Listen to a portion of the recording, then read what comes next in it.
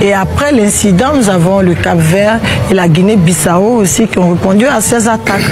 Et il a cité nos chefs d'État. Et bon, c'était inconcevable pour nous d'accepter d'abord en tant que membre du bureau. Il y avait l'image du Parlement à ne pas ternir. Moi, je suis à ma 4e législature et souvent, il arrive que nous ayons des débats houleux entre les représentants des pays.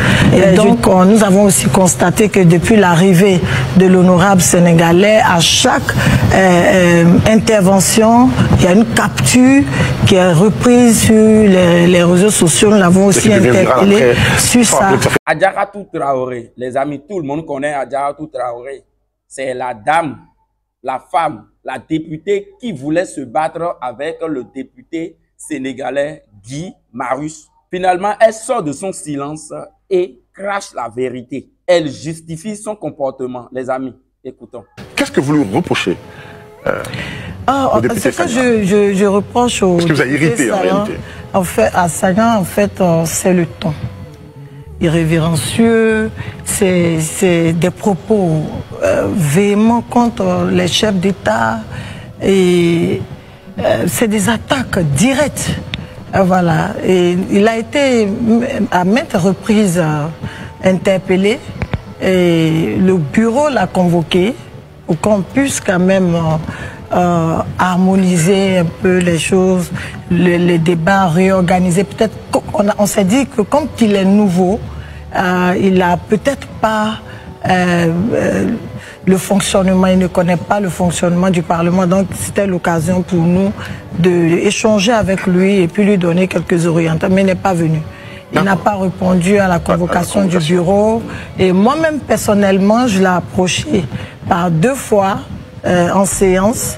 Et il m'a dit qu'il est libre de dire ce qu'il veut, comme il veut et quand il veut. D'accord. Isabelle, pour voir une question. Et justement, vous avez parlé de propos discourtois à l'endroit des chefs d'État, mais que répondez-vous à ceux qui estiment en tout cas que ce n'était pas votre rôle de défendre les chefs d'État? Non, je n'étais pas en train de défendre les chefs d'État. Nous avons un fonctionnement. Nous sommes un Parlement qui ne légifère pas. Nous émettons des avis, nous soumettons des avis à la conférence des chefs d'État. Et donc, quand nous soumettons ces avis, c'est au chef d'État de l'appliquer ou ne pas l'appliquer. Voilà, donc il ne s'agit pas de défendre les chefs d'État. En réalité, le fond de ce qu'il disait, pas que ça ne m'importe pas, mais c'est pas contre le fond en fait que je me suis insurgée, c'est la forme. C'est la forme, parce qu'on ne peut pas, en même temps qu'on nous met en mission, on ne peut pas venir les traiter de tout ce que nous voulons et puis espérer que des avis qui vont être soumis seront traités. C'est ça le problème. Pour rester sur très rapidement, pour rester sur le fond et sur la forme, qu'est-ce que vous reprochez à la forme? Parce que quand on regarde les vidéos, la forme qui a surtout choqué, c'était la réponse que vous avez eue. Parce que sur la forme, toujours, il y a eu des explications. Il n'était pas en train de crier, il s'exprimait, ça n'a pas été injurieux. En tout cas, de ce que nous, les spectateurs, on a pu regarder, on a plutôt été choqués par votre réaction. Donc, quelle est la bonne forme pour vous? En fait, vous savez, on a commencé la session depuis le 1er juillet et à chaque prise de parole, il s'est adressé directement au chef de l'État. Et puis, vous savez, la vidéo qui a circulé, que vous voyez, ne relate pas toute la séance. Voilà, donc il y a eu quand même plusieurs interpellations et même pendant la séance, il a tenu des propos un peu difficiles vis-à-vis de nos chefs d'État. Il a même cité les chefs d'État et 2 jours avant, nous avons eu... Il a cité les chefs d'État. Cité, oui, bien sûr, parce que nous avons eu la réaction, un communiqué du gouvernement de la Guinée-Conakry qui a répondu. Nous avons aussi le Bénin qui a répondu. Et après l'incident, nous avons le Cap-Vert et la Guinée-Bissau aussi qui ont répondu à ces attaques. Et il a cité nos chefs d'État. Et bon, c'était inconcevable pour nous d'accepter d'abord en tant que membre du bureau. Il y avait l'image du Parlement à ne pas ternir. D'accord. Aïcha. Oui, honorable, le sang-froid a été perdu, on a tous vu, on n'est pas là pour rappeler ça encore une fois. Moi, je voulais vous demander, vous avez déclaré il est inacceptable d'insulter les chefs d'État de la sous-région, là où des propos diplomatiques auraient dû être tenus. Alors, je voulais vous demander, on connaît peut-être pas très bien ce Parlement-là, quel est le rôle justement de ce Parlement et est-ce que tous les députés doivent toujours tenir des propos diplomatiques quand ils parlent ou qu'ils veulent dénoncer des méfaits, par exemple? Donc il y a deux questions. Le rôle de ce Parlement-là, les fonctions, et puis la façon dont on doit s'adresser. En fait, est-ce que vous avez un fonctionnement précis par rapport à ça? D'abord, il faut savoir que le Parlement est constitué de représentants désignés par les pays membres de la communauté et nous venons des parlements nationaux. Voilà, donc nous ne sommes pas élus, nous sommes élus dans nos pays, mais au Parlement de la CEDEAO, nous sommes désignés et nous venons représenter nos pays. Et notre rôle, c'est de s'assurer de la libre circulation des biens et des personnes, l'amélioration des conditions de vie des populations au sein de la CEDEAO. Il y a aussi l'intégration, la consolidation de l'intégration des peuples de la communauté. Et nous émettons, en fait, nous avons plusieurs volets. Les experts de la commission, comme ceux des institutions ou organisations internationales ou sous-régionales, viennent présenter des sujets après leurs investigations dans les différents pays de la sous-région et nous sommes amenés à partir de leur présentation, faire des débats et mettre à partir de là émettre des avis aux chefs d'État pour solutionner voilà, les problèmes posés qui touchent directement aux conditions de vie des populations. Et donc ça, c'est le rôle essentiel. Et puis, Aïcha a demandé, pourquoi il faut forcément des propos... non, bon, est-ce qu'il est tenu, en fait, de parler de façon diplomatique? Mais oui, bien entendu, chaque institution a son mode de fonctionnement. Et nous sommes dans une tribune où chaque représentant vient des pays. Donc quand on s'adresse à un pays ou bien à nos chefs, ça doit se faire forcément avec la diplomatie, la courtoisie et tout ce que peut accompagner les débats. Bonsoir honorable. Bonsoir. Bonne arrivée à Live sur notre chaîne. Moi ce que je voulais savoir, j'ai deux préoccupations. Est-ce que avec l'incident qui a eu lieu, avec votre attitude, pensez-vous avoir eu en fait l'effet escompté? Est-ce que ça a résolu le problème que vous souhaitez? C'est-à-dire qu'avec l'attitude que vous avez eue, est-ce qu'il y a eu gain de cause que vous recherchiez? D'abord ça. Et puis ce que je voulais savoir, quel est le gain politique après être revenu de cette mission pour la Côte d'Ivoire, notre pays? Ah si, je pense que après cet incident, nous avons continué notre session et quand il a pris la parole, je parle du député sénégalais, il a modéré. En fait, notre problème n'est pas le fond, en fait, c'est dans la forme. Comment échanger, mener les débats au sein du Parlement. Et nous sommes, moi je suis à ma 4e législature et souvent il arrive que nous ayons des débats houleux entre les représentants des pays. Je disais dans une interview que il y a une semaine avant l'incident, j'ai été celle qui a rejeté la demande de création d'un tribunal spécial pour la Gambie contre l'ex-président de la Gambie, Yaya Jammeh. Mais vous n'avez pas vu ça sur les réseaux. Et puis d'abord, il faut dire que nous sommes tenus de l'obligation de réserve. On ne doit pas faire de la propagande de nos séances. Et donc, nous avons aussi constaté que depuis l'arrivée de l'honorable sénégalais, à chaque intervention, il y a une capture qui est reprise sur les réseaux sociaux. Nous l'avons aussi interpellé sur ça.